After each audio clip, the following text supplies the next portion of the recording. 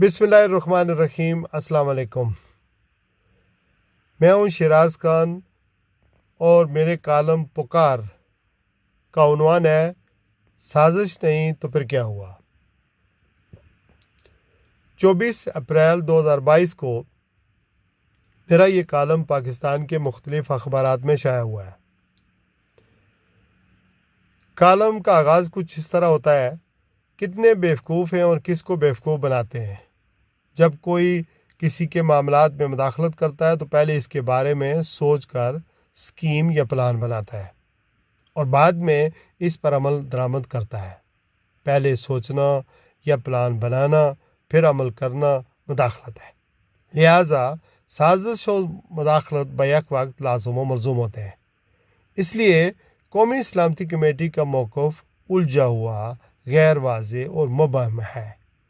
بڑا تعجب ہوتا ہے جن کی اپنی سیکیورٹی کلیئرنس نہیں ہے وہ آج نیشنل سیکیورٹی کونسل کے اجلاس میں بیٹھے ہوئے ہیں، جو اس ساری تبدیلی یا عمل سے مستفید ہو رہے ہیں۔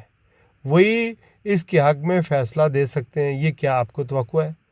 یا کیا یہ اس کی تصدیق کر سکتے ہیں؟ یہاں مجھے اپنے استاد محترم پروفیسر محمد رفیق بھٹی کا ایک شعر یاد آیا: میرے کھوجی کا اندازہ نہایت معتبر نکلا، کھرا چوری کا جا کر چودھری صاحب کے گھر نکلا۔ میرے کھوجی کا اندازہ نہایت معتبر نکلا، کھرا چوری کا جا کے چودھری صاحب کے گھر نکلا۔ قومی سلامتی کمیٹی کے اس بیانیے سے 3 سچائیاں سامنے آتی ہیں۔ عمران خان کو گرانے کے لیے خط لکھا گیا اور خط اپنے سفیر نے سفارتی آداب کو ملحوظ خاطر رکھتے ہوئے سارے متعلقہ اداروں یا افراد کو ارسال کیا۔ نمبر 2، سازش اور مداخلت بیک وقت واقع ہوئی ہے۔ نمبر 3، قومی سلامتی کمیٹی اپنے ہی بیانیے میں پھنس گئی ہے۔ دوسری بار اس نے اس کی تصدیق کر دی ہے۔ مزے کی بات تو یہ ہے کہ army chief of army staff general Qamar Javed Bajwa صاحب کی ایک خاص میٹنگ لیکس کے بیانیے کے طور پر یہ کہا گیا ہے کہ انہوں نے عمران خان کو سمجھایا تھا کہ بھائی امریکہ سے ہمارے مفادات وابستہ ہیں، اس لیے ہاتھ ہولا رکھو۔ ان 3 حقائق کی روشنی میں اگرچہ قومی سلامتی کمیٹی کی میٹنگ میں بقول چودھری شجاعت مٹی پاؤجی کی کوشش کی گئی ہے، لیکن بلی تھیلے سے باہر نہیں آئی بلکہ تھیلا ہی بلی کو چھوڑ گیا۔ اب اس سارے گورکھ دندے سے باہر نکلنے اور نیک نامی حاصل کرنے کا ایک ہی واحد راستہ ہے کہ عمران خان کے معصومانہ مطالبے پر جتنا جلدی ہو سکے الیکشن کروا کر اس کمبل سے جان چھڑا لی جائے۔ بقول شاعر، جان بچی تو لاکھوں پائے، جان بچی تو لاکھوں پائے، لوٹ کے بدو گھر کو آئے۔ ماضی قریب کی بات ہے، ستمبر 2019 کو میری ذاتی طور پر chief of army staff general Qamar Javed Bajwa صاحب سے امریکہ جاتے ہوئے لندن لوٹن کے ایک ترکش ریسٹورنٹ میں ایک اچانک ملاقات ہوئی تھی۔ وہ امریکہ جاتے ہوئے لندن میں رکے تھے۔ میں نے موقع کی مناسبت سے ان سے چند اپنی گزارشات تحریری طور پر بھی اور پھر زبانی طور پر بھی غلط سے ان کی تھی۔ میں نے معتبرانہ عرض کی تھی کہ جن لوگوں پر کرپشن کے کیسز ہیں چیف صاحب ان کو اگر قصوروار ہے تو ان کو انجام تک پہنچانے میں قومی کردار ادا کریں۔ میں نے یہ بھی عرض کیا تھا کہ میں خود ایک فوجی کا بیٹا ہوں۔ ہم جیسے پڑھے لکھے عام محب پاکستانی ملک چھوڑنے پر اس لیے مجبور ہوئے ہیں کہ ہمارے ملک کے وسائل کو تباہ کیا گیا ہے، بے دردی سے لوٹا گیا اور عام آدمی کے لیے روزگار اور انصاف نہیں۔ آج ہم بڑے ملک میں رہ کر ملک کی خدمت کرتے ہیں، ہمارے دل ملک کی بہتری کے لیے کرتے ہیں۔ ہم چاہتے ہیں کہ مملکت خدمات پاکستان ترقی کرے اور ہماری آئندہ نسلیں اسی طرح ذلیل نہ ہوں۔ میں نے کہا تھا باجوہ صاحب آپ استقامت دکھانا، آپ کو میری عمر لگی۔ یہ جملہ جو بیگم باجوہ صاحبہ نے سنا تو انہوں نے مجھے منع کیا تھا کہ ایسا نہ کریں، میں نے اپنے ایک ساتھی دوست اسرار خان جو لوٹ نیشن پوسٹ کے ذریعے ہیں ان کا بھی تعارف بھائیو صاحب آپ سے کروایا تھا، اور یہ بھی بتایا تھا کہ یہ یہاں سے انہیں کی ہوئی ہے، لیکن ہم اپنے ملک سے باہر میں مزدوری کرتے ہیں، ہمیں تو اپنے ملک میں ہونا چاہیے تاکہ ہم اپنے ملک کی خدمت کر سکیں۔ ہمارا ملک کا شراکت کس کو جو ہمارے وسائل ملک کا نسل در نسل امیر کر لیتے جا رہے ہیں۔ چیف صاحب نے وعدہ کیا تھا انشاءاللہ پاکستان کے لیے حافظ کرنے کے لیے۔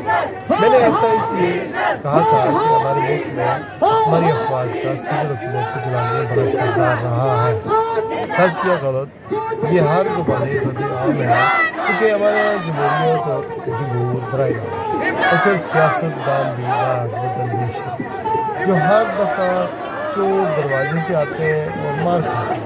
اب جب کہ 2022 میں ہم دیکھتے ہیں کہ شرجیل محمود جیسا شخص گورنر سندھ نہ لندن میں اس کے لیے شراب نوشی اس کی رکاوٹ بنا، نہ سابق چیف جسٹس ثاقب نثار اس کے اسپتال میں جا کر شراب کی بوتلیں ٹی وی پر دکھا دی، نہ کرپشن کے مسئلہ بنا۔ کیا صورت رہے ہوئے ہمارے کورٹ کمانڈر کراچی میں اب وہ سلیوٹ کریں میمو گیٹس کینڈل والے اور ڈان لیکس والے جنہوں نے اس پاک فوج کی دنیا میں بدنام کروانے کے لیے ہر طرح کا استعمال کیا تھا، ہر طرح کی آپ ان میں سے کوئی وزیر دفاع بن گیا جنہوں نے نواز شریف کے دور میں پارلیمنٹ میں کھڑے ہو کر یہ کہا کہ ہماری فوج نے آج تک کیا کارکردگی دکھائی ہے۔ 1947 کو دیکھ لیں، 1965 میں ہماری فوج کو شکست ہوئی، 1971 میں ان کی وجہ سے ملک ٹوٹا، 1998-99 میں یہ لاشیں چھوڑ کر کارگل مارچ سے واپس آ گئے، اب وہی خواجہ آصف وزیر دفاع بن گئے۔ سبحان اللہ۔ ان کے سرپرست اعلیٰ شہباز شریف نواز شریف ہیں۔ آپ شاید بھول گئے ہوں گے نواز شریف کے بیانات آپ کے بارے میں اور فوج کے بارے میں کیا رہے ہیں۔ مجھے یہ سب کچھ دہرانے کی ضرورت نہیں۔ مجھے کیوں نکالا سے لے کر بھارتی پارلیمنٹ پر حملے اور اجمل قصاب کے بارے میں یہ کیا کچھ کہتے رہے ہیں۔ آج 36 رکنی کابینہ میں 24 کرپشن کی کیسز میں ضمانت پر رہا ہے۔ یہ پاکستان کوئی بنانا ریپبلک ہے جہاں آئین نہیں ہے یا دستور نہیں ہے، عدالتیں ہیں، قوم کے جذبات اور احساسات آگے اگر بڑھکے ہوئے ہیں تو اس کے جواز بے شمار ہیں۔ اور یہ جواز کیسے پیدا ہوئے؟ اگر آج کے حکمران بالکل صاف ہیں تو پھر انہی اداروں نے، انہی عدالتوں نے، انہی قوانین کے تحت، اسی دستور کے تحت انہیں نااہل قرار دیا تھا۔ یہ کل کی بات ہے اور سزائیں بھی سنائیں جو آج دوبارہ مسند اقتدار پر بٹھائے گئے ہیں۔ یا ماضی میں جو کچھ ہوا وہ غلط تھا، یا آج جو کچھ ہو رہا ہے یہ غلط ہے۔ ان سوالوں کے جواب کون دے؟ یہ جو ملک میں ایک طرح کی خانہ جنگی کے حالات پیدا ہو گئے ہیں اس کا ذمہ دار آخر کون ہے؟ آج 90 لاکھ سے زائد تارکین وطن شدید غم و غصہ میں مبتلا ہیں۔ وہ سمجھتے ہیں کہ ناانصافی ہوئی ہے۔ یہ اوورسیز پاکستان کے بلا معاوضہ سفیر اور سپاہی ہیں جو ہر محاذ پر، ہر پلیٹ فارم پر پاکستان کے عظیم مفادات میں ہمیشہ دفاع کرتے ہیں۔ آج اپنے اس فرد خانوں کے باہر مظاہرے کر رہے ہیں۔ یہ آگ کیوں اور کس نے لگائی؟ یہ میرے ملک کے ساتھ بہت برا ہوا ہے۔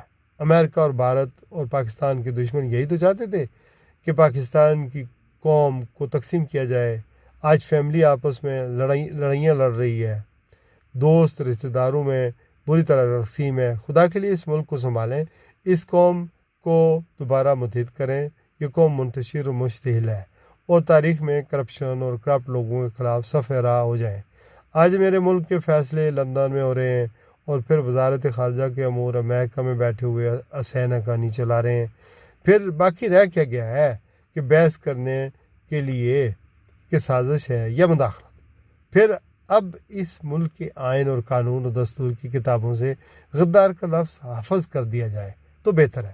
سابق DGISPR میجر جنرل آصف غفور کی ایک پریس کانفرنس آج بھی YouTube پر موجود ہے، جس میں انہوں نے محسن داوڑ اور دیگر پر باہر سے فنڈز وصول کرنے کی تصدیق کی تھی۔